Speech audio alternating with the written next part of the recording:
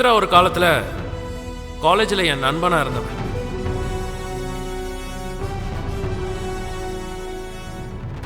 ஆனா இப்ப வியாபாரத்தில் என்னோட சக போட்டியாளன்.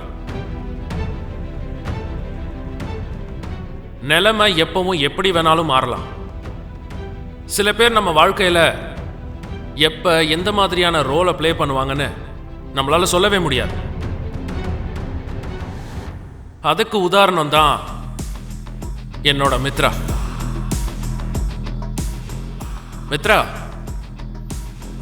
எங்களோட இந்த சக்சஸை பத்தி நீ என்ன நினைக்கிறேன்னு உன் வாயால சொல்றப்ப என்னோட டீம் நிச்சயமா ஹாப்பியா இருப்பாங்க.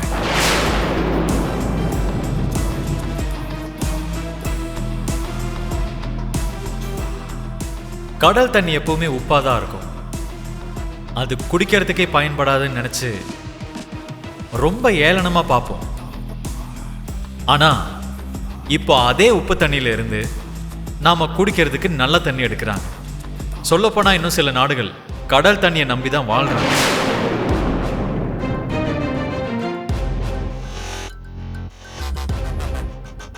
அதுதான் அவங்களுடைய சக்சஸ்க்கு உதாரணம். அதே மாதிரி இன்னைக்கு உன்னோட இந்த அறிவுரைக்கு ரொம்ப தேங்க்ஸ். எனிஹவ், இந்த வெற்றியை பார்க்கும்போது ரொம்ப சந்தோஷமா இருக்கு. நீ ஜெயிக்கிறதுக்கு காரணமா இருந்து பிசினஸ்ல உனக்கு துணையா நின்று உன்னை அவங்க ஜெயிக்க வச்சிருக்காங்களே, அவங்களுக்கு கங்க்ராச்சுலேஷன்ஸ்.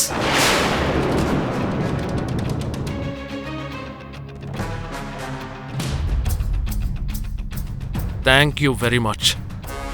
அர்ஜுன், இவ்வளோ பேரோட சந்தோஷத்துக்கும் இவ்வளோ பேரோட கைத்தட்டலுக்கும் ஒரு முக்கிய காரணமா இருந்த அவங்கள நீ எதுக்காக யாருக்கும் அறிமுகப்படுத்தாம இருக்க?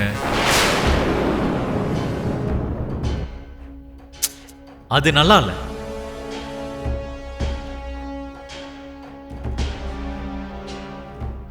இந்த உலகத்துக்கு நீ அறிமுகப்படுத்தலைன்னா நீ ரொம்ப செல்ஃபிஷ்னு நினைப்பாங்க.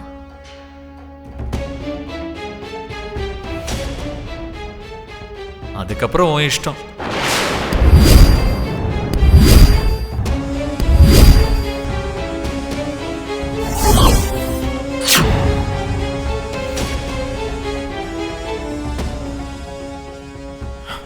இப்ப அவ வந்து எல்லாரும் முன்னாடி நிக்கிற நிலைமையில இல்ல.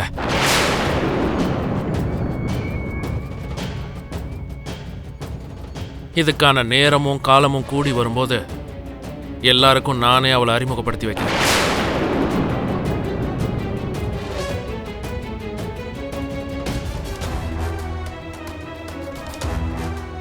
ஜானு, நீ இன்னும் அண்ணியை பத்தி தான் யோசிச்சுட்டு இருக்கியா? உன் கண்ணுக்கு தெரிஞ்சதும் உன் மனசுக்கு தோணுனதும் ஒரு பிரமை தான் ஜானு. அதை பத்தியே யோசிச்சுட்டு இருக்காது.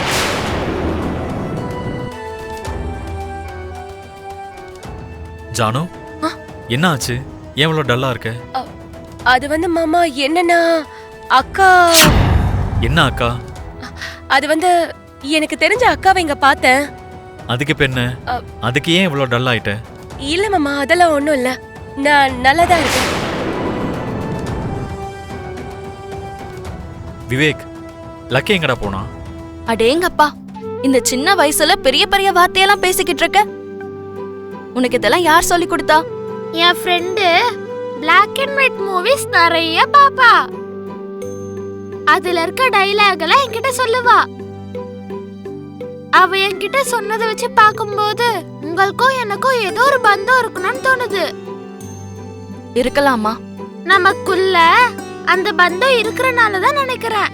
உங்க கூட நான் இருக்கும்போது என் அப்பா கூட இருக்கிற மாதிரி எனக்கு தோணுது. என் அப்பா எவ்வளவு பாசம் காட்டுவாரோ நீங்க கூட அதே அளவுக்கு பாசம் காட்டுவீங்கன்னு எனக்கு தோணுது.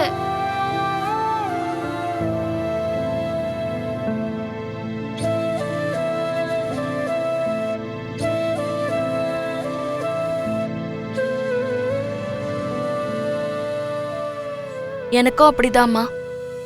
என் பையன் கூட இருக்கும்போது நான் எவ்வளவு சந்தோஷமா இருக்கனோ, உன் கூட இருக்கும்போதும் எனக்கு அப்படிதான் தோணுது.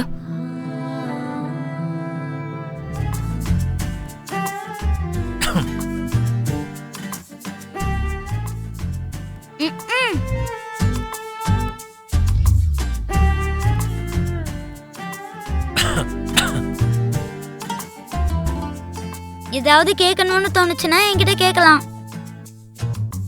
இப்படி வராத இருமலை எதுக்காக இருமணும்? இவன் சைஸுக்கும் இவன் பேச்சுக்கும் கொஞ்சம் கூட சம்பந்தமே கிடையாது. நான் எதுவும் நினைக்க மாட்டேன், கேளுங்க. லக்கி எங்க? அவன் எங்கன்னு எனக்கு எப்படி தெரியும்? ஒருவேளை லக்கி என்னோட பாக்கெட்ல ஏதாவது வச்சுட்டு போனீங்களா? என்கிட்ட கேக்குறீங்க? கெஸ்ட்டை கூப்பிட்டுட்டு இப்படிதான் கண்டுக்காம இருப்பியா? கொஞ்சம் கூட ரெஸ்பான்சிபிலிட்டி இல்ல? ஹலோ, ஒரு 5 வயசு பையனை பார்த்து கேக்குற கேள்வியா அதெல்லாம்? நீ பேருக்கு தான் 5 வயசு பையன். உண்மையை சொல்லணும்னா பிஞ்சிலேயே பழுத்ததுன்னு சொல்லுவாங்கல்ல, அது நீதான். பரவாயில்லங்க, என் டேலண்ட்டை நல்லா புரிஞ்சிருக்கீங்க. டென்ஷன் ஆகாதீங்க. லக்கி இங்க தான் எங்கேயாவது இருப்பா. அவளை நல்லபடியா கூட்டிட்டு வர வேண்டியது என்னோட பொறுப்பு.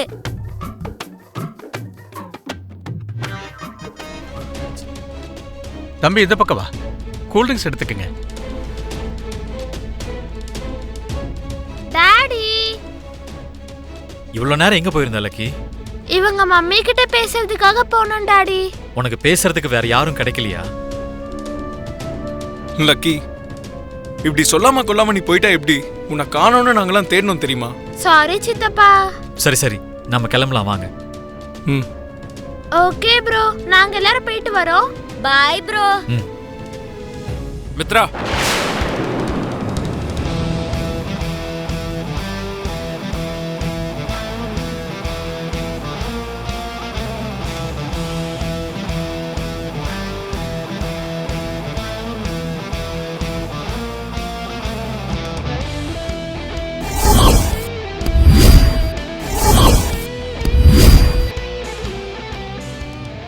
என்ன மித்ரா இதெல்லாம்? வாழ்த்திட்டு போகலான்னு வந்துட்டு இப்படி சாப்பிடாம போனா என்ன அர்த்தம்? அதெல்லாம் ஒன்றும் தேவையில்லை. நீ போடுற சாப்பாட்டுக்காக நான் ஒன்றும் இங்கே வரல. என்ன தோத்துட்டோங்கிற எண்ணம் இன்னும் மனசை விட்டு போகலையா? இல்லைனா என் வெற்றியை பார்த்து உன்னால தாங்கிக்க முடியலையா?